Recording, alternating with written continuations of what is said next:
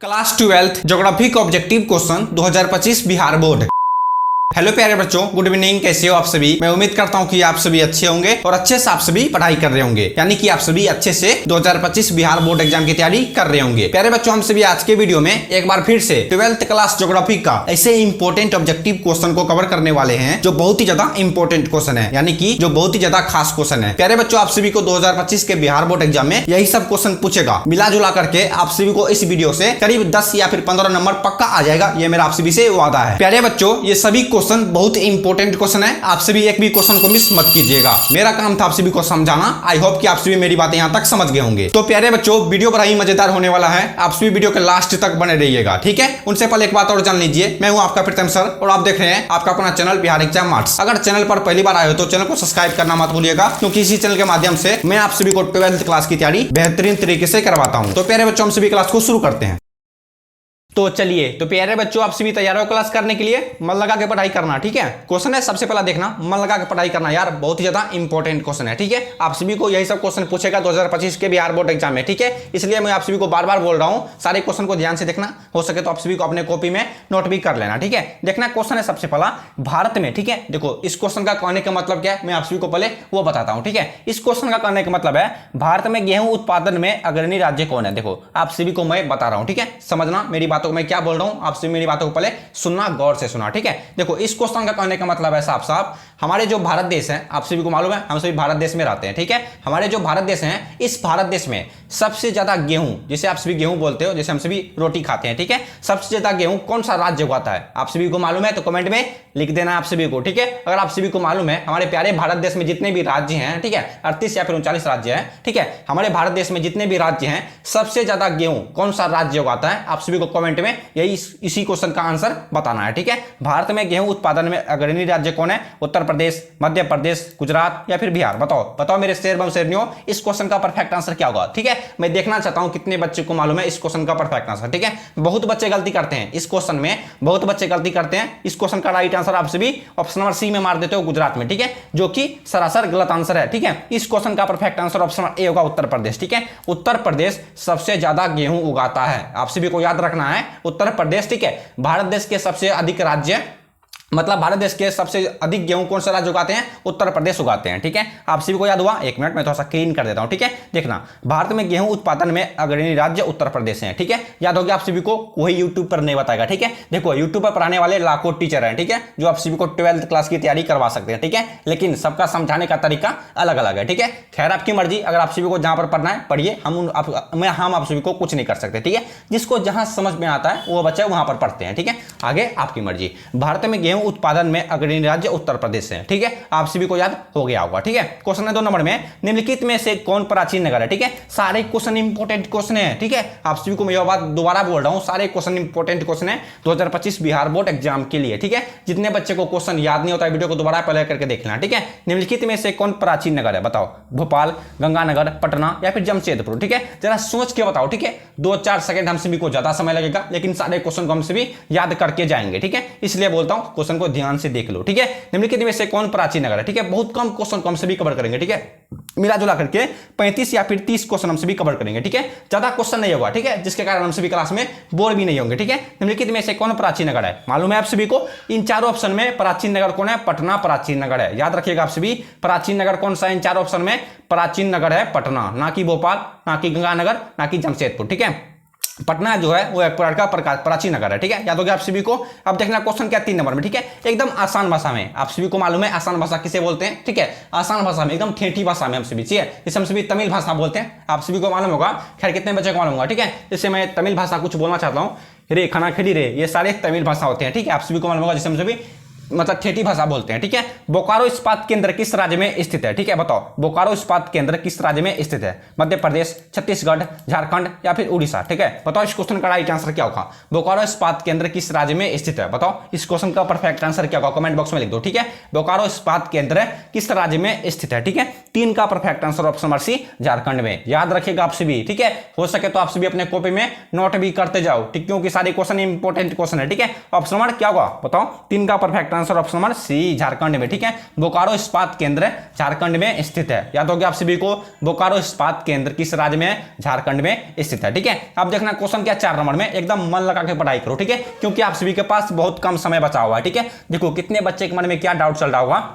मेरे पास अभी करीब 4-5 महीना का समय है। ठीक है, आप सभी का फरवरी में एग्जाम होगा, फाइनल एग्जाम। ठीक है, 2025 में। ठीक है, कितने बच्चे के मन में डाउट चल रहा होगा, हमारे पास अभी 3-4 महीना का समय है, हम कहीं और पढ़ लेबे हो, आ जाए खेलिए लेबे, आ जाए सिगरेटे पी लेबे, आ जाए पुड़िया खा लेबे। ठीक है, बहुत बच्चे बहुत मतलब क्या मैं आप सभी को बोलूँ 50% बच्चे पढ़ना नहीं चाहते इस बिहार राज्य में। ठीक है, 50% बच्चे पढ़ना बिल्कुल भी नहीं चाहते। ठीक है, उनको छोड़ दो, जो जिस भाषा में समझता है उनको उसी भाषा में समझाओ। ठीक है, अगर मैं आप सभी को लाइव पढ़ाऊंगा तो आप सभी को बेहतरीन तरीके से बता सकता हूं सब्जेक्टिव क्वेश्चन। ठीक है, खैर ये बातें छोड़ो, उत्तर भारत में सिंचाई का मुख्य स्रोत क्या है बताओ, ये इस क्वेश्चन में भी। ठीक है, इस क्वेश्चन में भी 90 यानी कि 80% गलती करते हैं। ठीक है, 80% बच्चे गलती कर देते हैं, जो कि आप सभी का गलत आंसर हो जाता है। ठीक है, जो कि आप सभी का गलत आंसर साबित हो जाता है। ठीक है, बहुत बच्चे गलती करते हैं। उत्तर भारत में सिंचाई का मुख्य स्रोत क्या है? नलकूप, नहर, तालाब या फिर कुआं। ठीक है, बताओ इस क्वेश्चन का परफेक्ट आंसर क्या होगा। ठीक है, बहुत बच्चे क्या गलती करते हैं मैं आप सभी को बताऊं, बहुत बच्चे क्या गलती करते हैं, पहले क्वेश्चन नहीं पढ़ते हैं, क्वेश्चन क्या बोल रहा है पहले क्वेश्चन को नहीं देखते हैं,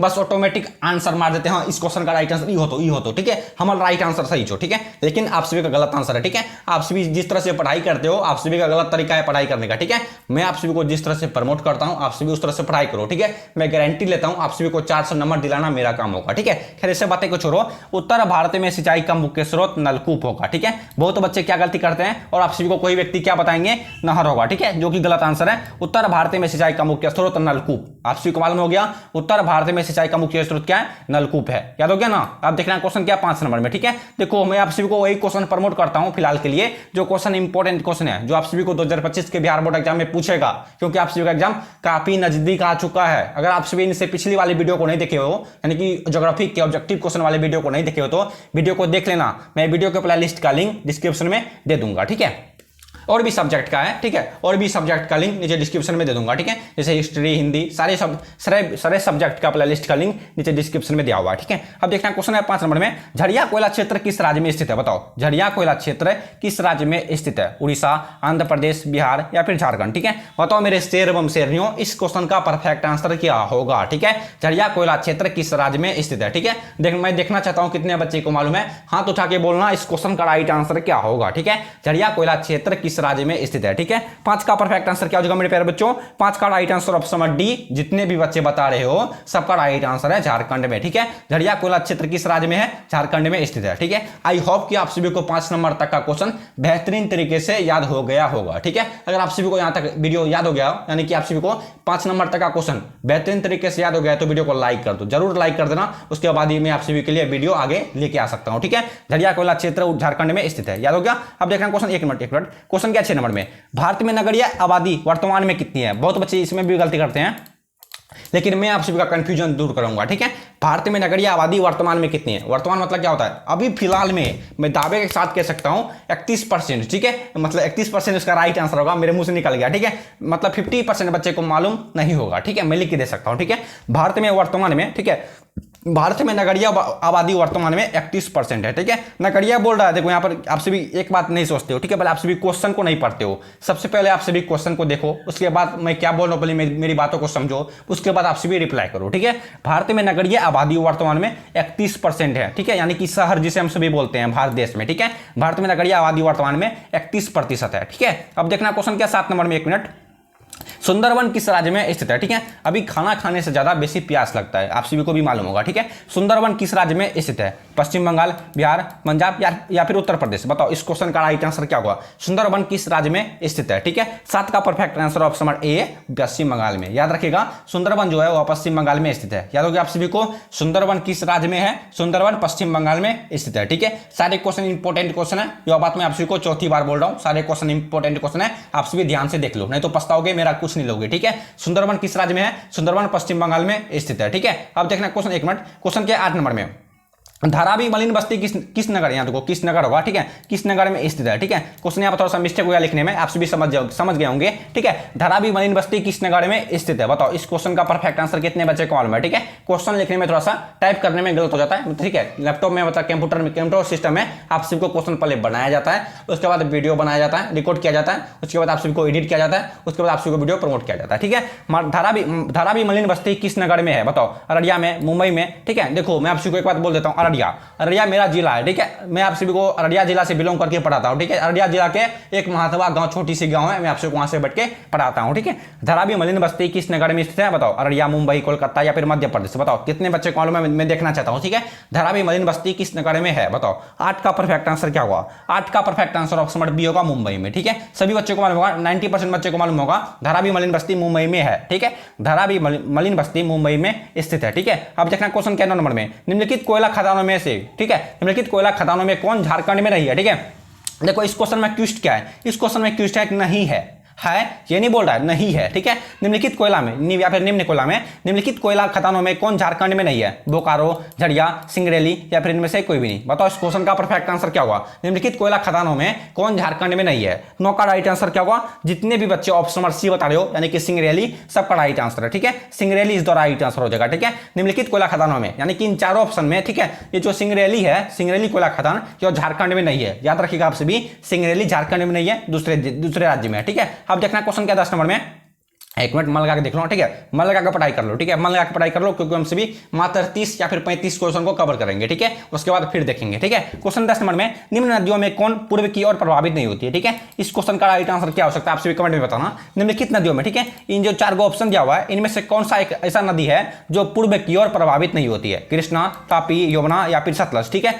10% बच्चे को मालूम होगा इस क्वेश्चन का परफेक्ट आंसर, और 90% बच्चे को परफेक्ट इस क्वेश्चन का राइट आंसर मालूम नहीं होगा, ठीक है। मैं आज के कम्युनिटी पोस्ट में यह क्वेश्चन मैं आपसे कम्युनिटी में आज डालूंगा, ठीक है। निम्नलिखित नदियों में कौन पूर्वी की ओर प्रभावित नहीं होती, कृष्णा, तापी, यमुना या फिर सतलज, ठीक है। तापी नदी याद रखिएगा, ठीक है। तापी नदी प्रभावित पूर्व की ओर नहीं होती है, ठीक है। पूर्वी की दिशा, और मतलब जिसे हम ठेठी भाषा में रेत बोलते हैं, रे पानी में रेत कितना है, ठीक है। ठीक उसी तरह ये जो तापी नदी है, यह पूर्व की ओर प्रभावित नहीं होती है। याद हो गया आप सभी को, 10 का परफेक्ट आंसर ऑप्शन बी हो जाएगा, तापी नदी, ठीक है। तापी नदी पूर्व की ओर प्रभावित नहीं होती है, ठीक है। पूरे यूट्यूब पर कोई नहीं बताएगा इस तरह से, ठीक है। बस पढ़ाते जाएगा, स्क्रॉल करते जाएगा, पढ़ाते जाएगा, स्क्रॉल करते जाएगा, लेकिन कोई आप सभी को व्याख्या करके नहीं बताएगा, ये मेरा आप सभी से गारंटी है, ठीक है। आप देखें, हाँ 2-4 टीचर हैं, ठीक है। अब देखना क्वेश्चन क्या 11 नंबर में, ध्वनि प्रदूषण के प्रमुख स्रोत क्या क्या है, बताओ। ध्वनि जैसे आवाज, जैसे हम सभी ठेठी भाषा में आवाज बोलते हैं, ठीक है। आवाज के कारण, ठीक है, आवाज के कारण कौन कौन से बीमारियां हो सकती है, आप सभी को यही बताना है, ठीक है। सबको मालूम है, उपयोग तो सभी होगा, ठीक है। उद्योग के कारण भी, जैसे औद्योगिक से बोलते हैं हम सभी, उद्योग वही जो फैक्ट्री में, बड़े बड़े फैक्ट्री में धुआं चलता है, ठीक है। धुआं ना आसमान में आप सभी, जैसे चिमनी में, आप राइस मिल में आप सभी देखे होंगे, और मोटर वाहन, ठीक है। मोटर वाहन में जो वो जो धुआं निकलता है साइलेंसर से, उससे भी प्रदूषण निकलता है, ठीक है। और जो लाउड स्पीकर है, जैसे आप सभी डीजे बोलते हो, डीजे में गाना बजाता नाच भाई, ठीक है, उससे भी प्रदूषण निकलता है, ठीक है। ध्वनि प्रदूषण के कारण मुख्य स्रोत इनमें से सभी हो जाएंगे, यानी कि 11 का राइट आंसर ऑप्शन डी उपयुक्त सभी हो जाएंगे, ठीक है। याद हो गया आप सभी को, ध्वनि प्रदूषण के प्रमुख स्रोत क्या क्या है, उद्योग भी, मोटर वाहन, लाउड स्पीकर, ये सभी ध्वनि प्रदूषण के प्रमुख स्रोत हैं, ठीक है। अब देखना क्वेश्चन क्या है 12 नंबर में, सुएज नहर किनको किनसे जोड़ती है। सारे क्वेश्चन इंपोर्टेंट क्वेश्चन है, आप सभी मन लगा के देख लो, ठीक है। पूरे हम आप सभी को पूरे हंस के पढ़ाई करवाएंगे, ठीक है। जिस समय आप सभी लाइव में आप सभी को पढ़ाऊंगा, जिस समय वीडियो मैं आप सभी के सामने में होगा, ठीक है। जिस समय मैं आप सभी के सामने में होऊंगा, तो उस समय आप सभी को हंस के पढ़ाई करवाऊंगा, ठीक है। चाहे गर्ल्स हो चाहे बॉयज हो, ठीक है। हम आप सभी को भाई बहन मानते हैं, ठीक है। क्वेश्चन है, सुएज नहर किनको किनसे जोड़ती है। अगर आप सभी को मालूम है तो कमेंट में लिख दो अपने प्यारे हाथों से, दाहिना हाथों से, ठीक है। सुएज नहर किनको किनसे जोड़ती है, ठीक है। मेरा तबियत भी थोड़ा सा खराब है और गर्मी भी बहुत ज्यादा है, इसलिए मैं थोड़ा सा बोलने में दिक्कत होता है, ठीक है। सुएज नहर किनको किनसे जोड़ती है, मालूम है आप सभी को। 12 का परफेक्ट आंसर क्या होगा, 12 का perfect answer option number B, भूमध्य सागर को लाल सागर से। हमेशा याद रखेगा, ठीक है। ये सब क्वेश्चन आप सभी को पूछ सकता है, सुएज नहर किनको किनसे जोड़ती है, ठीक है। सुएज नहर भूमध्य सागर को लाल सागर से जोड़ती है, याद हो गया आप सभी को। सुएज नहर भूमध्य सागर को लाल सागर से कन्वर्ट कर देती है, ठीक है। 12 का perfect answer option number B हो जाएगा, ठीक है। याद हो गया। अब देखें 13 नंबर में क्या क्वेश्चन है, देखना। निम्नलिखित में कौन सबसे छोटी बेसिन है, ठीक है। सारे क्वेश्चन इंपोर्टेंट क्वेश्चन मेरे प्यारे बच्चों। निम्नलिखित में से कौन सबसे छोटी बेसिन है। अगर आप सभी को मालूम है तो क्या करना है, कमेंट बॉक्स में लिख देना, ठीक है, सारे क्वेश्चन का आंसर, ठीक है। समझ लो आप सभी का एक छोटा सा टेस्ट हो रहा है, ठीक है, जिसे हम सभी छोटा सा टेस्ट एग्जाम बोलते हैं, जैसे मंथली जुलाई का टेस्ट एग्जाम होता है, जनवरी का टेस्ट एग्जाम होता है, ठीक है, उसी तरह से, ठीक है। समझ लो आप सभी का एक छोटा सा टेस्ट एग्जाम हो रहा है, ठीक है। आप सभी ये बताना, ठीक है, आप सभी का 1 नंबर से लेकर के यानी कि 30 नंबर तक हम सभी क्वेश्चन को कवर करेंगे। आप सभी का 1 नंबर से लेकर के, ठीक है, काउंट करना, आप सभी का 1 नंबर से लेकर के 30 नंबर तक में कितना आंसर सही हुआ है, आप सभी एकदम ईमानदारी पूर्वक बताइएगा, ठीक है, एकदम ईमानदारी पूर्वक, ठीक है, घबराना मत, घबराना बिल्कुल भी मत, ठीक है। इससे आप सभी को यह पता चलेगा हम कितने पानी में और कितने दूध में हैं। समझ रहे हैं आप सभी मेरी बातें? आगे आपकी मर्जी है। निम्नलिखित में से कौन सबसे छोटी बेसिन है? देखना, याद रखें आप सभी, माही जो बेसिन है सबसे छोटी बेसिन है, ठीक है। नर्मदा बेसिन थोड़ा बड़ा नदी है, ठीक है। ऑप्शन नंबर सी होगा इस क्वेश्चन का राइट आंसर माही बेसिन, ठीक है। निम्नलिखित में कौन सबसे छोटी बेसिन है? माही बेसिन। याद हो गया आप सभी को? 13 का परफेक्ट आंसर क्या होगा? 13 का right answer option number C Mahi basin हो जाएगा, ठीक है। अब देखना 14 नंबर में, 1 मिनट, क्वेश्चन क्या है? जवाहरलाल नेहरू, ठीक है, जवाहरलाल नेहरू समुद्री पतन कहां पर अवस्थित है? बताओ, जवाहरलाल नेहरू समुद्री पतन कहां पर अवस्थित है? आप सभी को मालूम है, कमेंट में लिख देना अपने प्यारे हाथों से, दाहिना हाथों से, ठीक है। जवाहरलाल नेहरू समुद्री पतन कहां पर अवस्थित है? महाराष्ट्र में, गोवा, मुंबई या फिर कोलकाता? बताओ, इस क्वेश्चन का परफेक्ट आंसर क्या होगा? I will be the right answer. Jawaharlal Nehru समुद्री पतन कहां पर अवस्थित है? 14 का परफेक्ट आंसर ऑप्शन नंबर ए महाराष्ट्र में। याद रखेगा, जवाहरलाल नेहरू समुद्री पतन जो है वो महाराष्ट्र में स्थित है। याद हो गया आप सभी को? जवाहरलाल नेहरू, ठीक है, जवाहरलाल नेहरू समुद्री पतन महाराष्ट्र में अवस्थित है। यही सब क्वेश्चन पूछेगा, घुमा फिरा के ये सब क्वेश्चन आप सभी को पूछेगा, ठीक है। आप सभी एक बात हमेशा याद रखना, आप सभी जब फाइनल एग्जाम में ओ मार्क शीट को भरोगे तो उस समय आप सभी को ये सबसे पहले ध्यान रखना है, ठीक है। जिस क्वेश्चन का राइट आंसर आप सभी को सबसे पहले मालूम होगा, पहले आप सभी को उसी क्वेश्चन को भरना है, ठीक है। उसके बाद दूसरा क्वेश्चन को देखना है, ठीक है। मैं आप सभी को एग्जाम आते आते बता दूंगा, ऐसी बात नहीं है, ठीक है। एग्जाम आते आते मैं आप सभी का ऐसा ऑब्जेक्टिव क्वेश्चन को कवर करवा दूंगा हर एक सब्जेक्ट से, जिनका जो सब्जेक्ट है देखते जाना आप सभी। बस आप सभी को चैनल को पहले सब्सक्राइब करना पड़ेगा, ठीक है। उसके लिए आप सभी को चैनल को सब्सक्राइब करना पड़ेगा, ठीक है। चैनल को सब्सक्राइब करो यार, जल्दी जल्दी आप सभी चैनल को सब्सक्राइब करो, ठीक है। उसके बाद ही कुछ हो सकता है, अन्यथा कुछ नहीं हो सकता, ठीक है। क्वेश्चन है, निम्नलिखित में से कौन इथियोपिया की राजधानी है? मालूम है आप सभी को? निम्नलिखित में से कौन इथियोपिया की राजधानी है? कैनबेरा, विशाखा, अदिस अबाबा या फिर नैरोबी है, ठीक है। चौथा ऑप्शन नैरोबी। बताओ इस क्वेश्चन का परफेक्ट आंसर क्या होगा? निम्नलिखित में से कौन इथियोपिया की राजधानी है? ठीक है, इथियोपिया की राजधानी अदिस अबाबा, ठीक है। याद रखिएगा, निम्नलिखित में से कौन इथियोपिया की राजधानी है? आप सभी को राज और राजधानी याद है या फिर नहीं, मुझे कमेंट में बताओ, मैं आप सभी को राज्य राजधानी याद करवा दूंगा किसी एक वीडियो में, ठीक है। निम्नलिखित में से कौन इथियोपिया की राजधानी है? अदिस अबाबा एक इथियोपिया की राजधानी है, ठीक है। अब देखना 16 नंबर में क्या क्वेश्चन है, उदयपुर किस राज्य में स्थित है? बताओ, उदयपुर किस राज्य में है? गुजरात में, पंजाब, हरियाणा या फिर राजस्थान, ठीक है। उदयपुर किस राज्य में? हर एक बच्चे को मालूम होगा, 80% बच्चे को मालूम होगा, ठीक है। बताओ 16 का परफेक्ट आंसर क्या हुआ? 16 का perfect answer option number D, simple सी बात, राजस्थान में, ठीक है। उदयपुर राजस्थान में स्थित है। या तो आप सभी को 16 का perfect answer option number D Rajasthan में, ठीक है। उदयपुर राजस्थान में स्थित है, ठीक है। अब देखना क्वेश्चन के नेक्स्ट क्वेश्चन है, किस भाषा परिवार की जनसंख्या सबसे कम? बताओ, किस भाषा परिवार की जनसंख्या सबसे कम है? द्रविड़, ऑस्ट्रिक, भारतीय, यूरोपीय, चीनी, तिब्बती? बताओ, सोच के बताओ, ठीक है। 2-4 मिनट समय लगेगा, मैं थोड़ा सा पानी पी लेता हूं, तब तक आप सभी सोचो इस क्वेश्चन का परफेक्ट आंसर क्या होगा और कमेंट में लिख देना, ठीक है। मैं थोड़ा सा पानी पी लेता हूं। हाँ, तो आप सभी को पता चला इस क्वेश्चन का परफेक्ट आंसर क्या होगा? 17 का परफेक्ट आंसर क्या होगा? किस भाषा परिवार की जनसंख्या सबसे कम है? 17 का परफेक्ट आंसर, जितने भी बच्चे ऑप्शन नंबर 20 सोचे हो, ऑस्ट्रिक सबका राइट आंसर है, ठीक है। जितने भी बच्चे ऑप्शन नंबर 20 सोचे थे, सबका राइट आंसर है, ठीक है। ऑस्ट्रिक भाषा परिवार की जनसंख्या सबसे कम है, हमेशा याद रखिएगा, ठीक है। आप बस एग्जाम तक ऐसी बात नहीं है, जो बच्चे आगे चल के कुछ करना चाहते हैं, जो आप सभी टीचर बनना चाहते हो, तो आप सभी को क्वेश्चन रटना नहीं पड़ेगा, बस की समझना पड़ेगा, ठीक है। बिग इंच पाइपलाइन प्रभावित क्या करती है? बताओ, बिग इंच जो है, ठीक है, बिग इंच जो जमीन के अंदर बिछाई हुई रहती है, आप सभी को मालूम होगा, ठीक है। बिग इंच पाइपलाइन क्या प्रभावित करती है? दल, दूध या फिर गंगा जल क्या प्रभावित करता है? आप सभी बताओ, मैं आप सभी को दिखा देता हूं, बिग इंच पाइपलाइन क्या प्रभावित करती है। देखो ऑप्शन है, देखो, दूध, तेल है, दूध है, तरल पेट्रोलियम यानी कि एलपीजी गैस हो सकता है, ठीक है। बिग इंच पाइपलाइन क्या प्रभावित करती है? सबको मालूम है, तरल पेट्रोलियम यानी कि एलपीजी, जिसे हम सभी शॉर्टकट में एलपीजी नाम से जानते हैं, तरल पेट्रोलियम गैस, जिसका फुल फॉर्म होता है तरल पेट्रोलियम गैस, ठीक है। बिग इंच पाइपलाइन क्या प्रभावित करती है? तरल पेट्रोलियम गैस यानी कि एलपीजी। याद हो गया? अब देखना 19 नंबर में क्या क्वेश्चन है, 1 मिनट।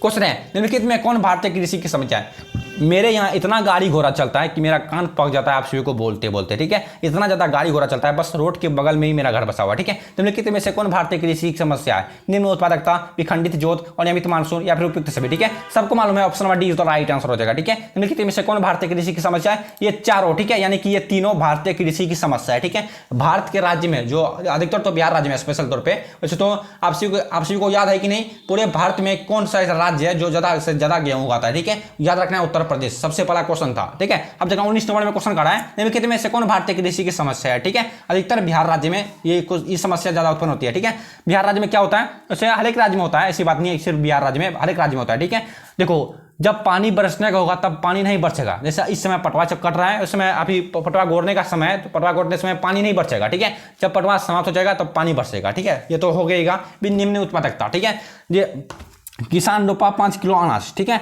5 किलो अनाज के हिसाब से वो रोपा, बस उसको अनाज कितना होगा 3 किलो या फिर 4 किलो या फिर 2 किलो। ठीक है, बस इतना अनाज होगा। निम्न उत्पादकता मतलब ये हुआ। ठीक है, विखंडित जोत। ठीक है, अच्छे तरीके से जुताई नहीं होने के कारण खेतों का, ठीक है, अच्छे तरीके से जुताई नहीं होने के कारण खेतों का अच्छे तरह से फसल नहीं उग पाती है। ठीक है, अच्छे तरह से फसल नहीं उग पाती है, बस यही समझ लो। ठीक है, और इतना बातें बोलूंगा तो वीडियो का लेंथ काफी लंबा हो जाएगा। ठीक है, निम्नलिखित में से कौन भारतीय कृषि की समस्या है, ऑप्शन डी राइट आंसर हो जाएगा। ठीक है, अब देखना 20 नंबर में क्या क्वेश्चन है, निम्नलिखित में से कौन मानव भूगोल का उपागम नहीं है। बताओ, आप सभी को मालूम है निम्नलिखित में से कौन मानव भूगोल का उपागम नहीं है। क्षेत्रीय विभिन्नता, स्थानिक संगठन, अन्वेषण और वर्णन, मात्रात्मक क्रांति। ठीक है, सिंपल सी बात है, ऑप्शन डी होगा राइट आंसर, मात्रात्मक क्रांति। ठीक है, निम्नलिखित में से कौन भारतीय कृषि की समस्या है, मात्रात्मक क्रांति भारतीय कृषि की समस्या है। ठीक है, अब देखना क्वेश्चन क्या है 21 नंबर में, हीराकुंड परियोजना कहां पर अवस्थित है। बताओ, हीराकुंड परियोजना जो है वह कहां पर अवस्थित है, उड़ीसा, छत्तीसगढ़, मध्य प्रदेश या फिर भोपाल। बताओ मेरे शेरनियों, इस क्वेश्चन का परफेक्ट आंसर क्या होगा, हीराकुंड परियोजना कहां पर अवस्थित है। 21 का राइट आंसर क्या होगा, 21 का परफेक्ट आंसर ऑप्शन ए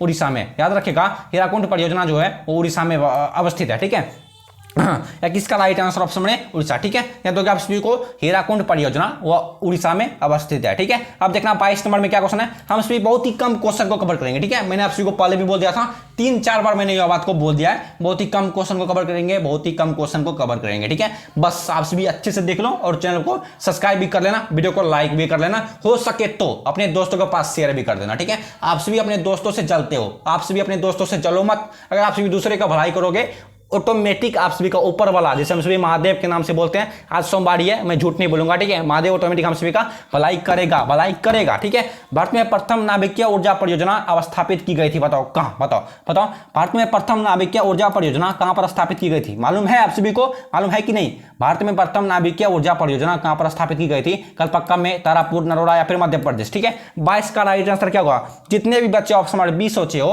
यानी कि तारापुर में सब राइट आंसर। ठीक है, भारत में प्रथम नाभिकीय ऊर्जा परियोजना कहां पर स्थापित की गई थी, तारापुर में स्थापित की गई थी। ठीक है, आई होप कि आप सभी को यहां तक क्वेश्चन याद हो गया होगा। ठीक है, आगे देखो आगे क्या है, क्वेश्चन है 23 नंबर में, अम्ल वर्षा का क्या कारण है। मालूम है आप सभी को अम्ल वर्षा का क्या कारण है, जल प्रदूषण, वायु प्रदूषण, ध्वनि प्रदूषण या फिर लाउड स्पीकर। बताओ इस क्वेश्चन का परफेक्ट आंसर क्या होगा। अम्ल वर्षा का कारण है, सबको मालूम है जल प्रदूषण, ठीक, सॉरी वायु प्रदूषण। ठीक है, अम्ल वर्षा का क्या कारण है, अम्ल वर्षा का कारण है वायु प्रदूषण। सिंपल सी बात है, अगर उद्योग में, ठीक है, जैसे उद्योग मतलब आधारभूत उद्योग, एग्जाम्पल तौर पर मैं आपसे बोलना चाहूंगा। ठीक है, जैसे फैक्ट्री में, बड़े बड़े फैक्ट्री में, जिसे उसको चिमनी बोलते हैं, ईटा भट्टी को। ठीक है, ईटा भट्टी, राइस मिल, चीनी मिल, ये सभी जो है, इससे जो धुआं उत्पन्न होता है, ठीक है, इससे जो प्रदूषण निकलते हैं, धुआं निकलते हैं, इसी के कारण अम्ल वर्षा होता है। याद रखिएगा, आप सभी को सब्जेक्टिव क्वेश्चन में भी ये क्वेश्चन पूछ सकता है, याद रखिएगा। ठीक है, अम्ल वर्षा का क्या कारण है, अम्ल वर्षा का कारण है वायु प्रदूषण। ठीक है, बस आप सभी अपने भाषा में मिला करके लिख देना, अगर सब्जेक्टिव क्वेश्चन में पूछ ले तो। ठीक है, अब देखना क्वेश्चन 24 नंबर में,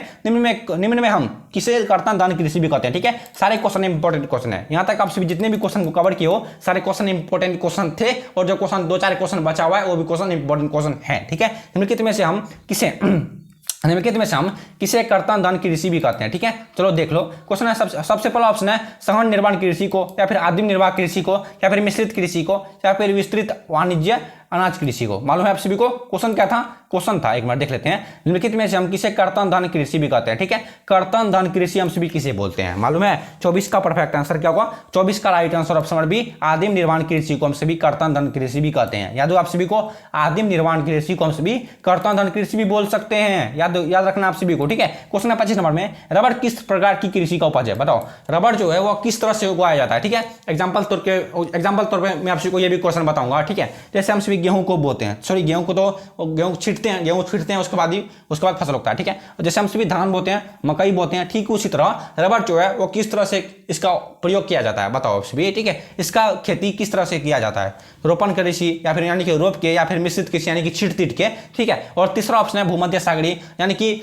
भूमध्य सागरी मतलब क्या होता है आप सभी मालूम है। भूमध्य सागरी मतलब ऐसा क्षेत्र है जहां पर जो, जहां की मिट्टी खराब भी ना हो, जहां की मिट्टी अच्छा भी ना हो। ठीक है, मतलब बीच में हो। ठीक है, और जो ऊंचे भागों पर हो, ठीक है, ऐसे को बोलते हैं भूमध्य सागरीय कृषि। ठीक है, रबड़ किस प्रकार की कृषि है? Option number C right answer है भूमध्य सागरीय कृषि। ठीक है, याद रखिएगा, हमेशा याद रखिएगा, ऐसा क्वेश्चन पूछेगा रबड़ किस प्रकार की कृषि का उपज है? Option number C right answer है भूमध्य सागरीय कृषि। ठीक है, अब देखना क्वेश्चन क्या 26 नंबर में, उत्तर अटलांटिक मार्ग किनको किनसे जोड़ता है? ठीक है, इनसे पहले एक क्वेश्चन आया था, करीब 15 नंबर क्वेश्चन था। ठीक है, याद नहीं है मेरे को, आप सभी देख लेना एक बार। ठीक है, उत्तर अटलांटिक मार्ग किनको किनसे जोड़ता है? उत्तरी अमेरिका को यूरोप से, भूमध्य सागर को लाल सागर से, प्रशांत महासागर को हिंद महासागर से, या फिर इनमें से कोई भी नहीं। ठीक है, बताओ इस क्वेश्चन का राइट आंसर क्या होगा मेरे प्यारे बच्चों? उत्तर अटलांटिक मार्ग किनको किनसे जोड़ता है आप, अगर आप सभी को मालूम है तो कमेंट में लिख देना। ठीक है, उत्तर अटलांटिक मार्ग किनको किनसे जोड़ता है? ठीक है, सबका परफेक्ट आंसर है, जितने भी बच्चे ऑप्शन ए बता रहे हो सबका राइट आंसर है उत्तरी अमेरिका को यूरोप से। ठीक है, हमेशा याद रखेगा उत्तर अटलांटिक मार्ग, ठीक है, उत्तर अटलांटिक मार्ग उत्तरी अमेरिका को यूरोप से कन्वर्ट कर देता है, यानी कि जोड़ देता है। ठीक है,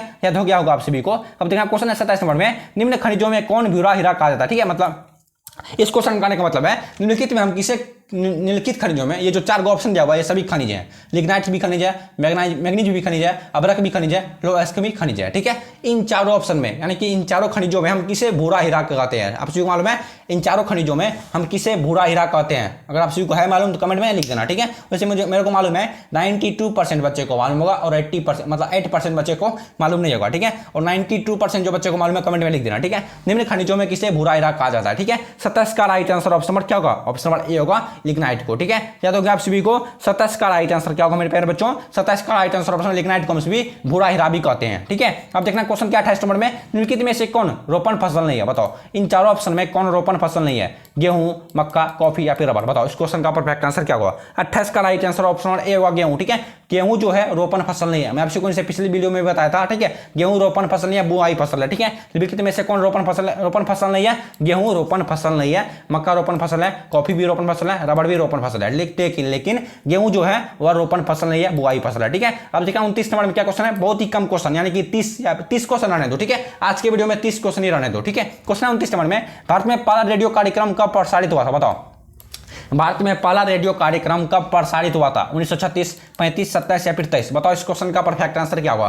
भारत में पहला रेडियो कार्यक्रम कब प्रसारित हुआ था? ठीक है, 29 का राइट आंसर ऑप्शन डी होगा 1927 ईस्वी को। ठीक है, भारत में पहला रेडियो कार्यक्रम 1923 ईस्वी को प्रसारित हुआ था। ठीक है, आई होप कि आपसे, चलो आपसे पहले लास्ट क्वेश्चन देख लो, उसके बाद होप और तप में बोलूंगा। ठीक है, देखना क्वेश्चन 30 नंबर में, निम्न में कौन हथकरघा उद्योग है? बताओ इनमें से कौन हथकरघा उद्योग है? आधारभूत उद्योग, कुटीर उद्योग, स्वच्छंद उद्योग या फिर इनमें से कोई भी नहीं? बताओ इस क्वेश्चन का परफेक्ट आंसर क्या होगा? मैं देखना चाहता हूं कितने बच्चे को मालूम है। ठीक है, आप सभी एकदम ईमानदारी पूर्वक बताइएगा।